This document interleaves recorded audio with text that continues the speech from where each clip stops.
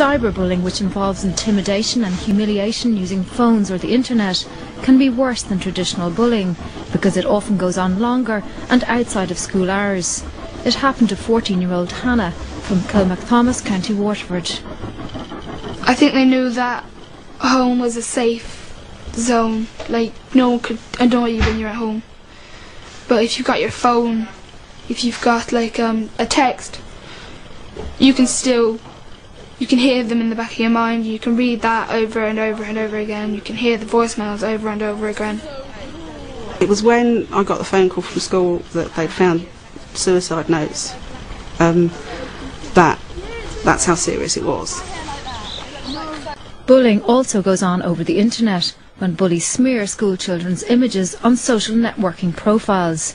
It happened to Rachel from Dublin. You could edit on pictures, like draw on them, and they could have some vulgar, horrible images stuck on to mine.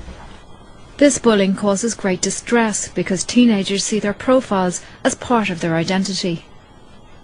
Psychologically, to feel that somebody has done something and that you can't stop it, that you're out, that it's this lack of control over your own identity.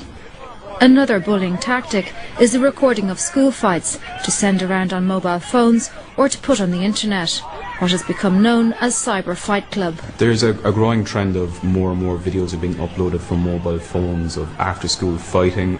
These videos are being sent around to more and more people, showing victims being humiliated.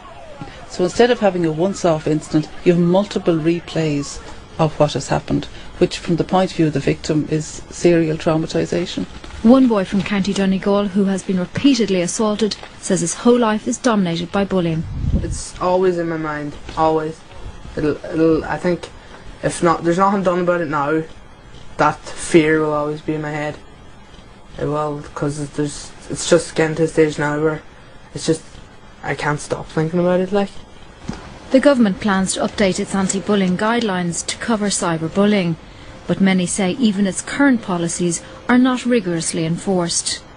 Well, I think just as it's mandatory for them to actually have a policy in place, it should be mandatory for them to implement their policy. There are too many parents coming up against a brick wall where schools can somehow go on regardless of all the complaints.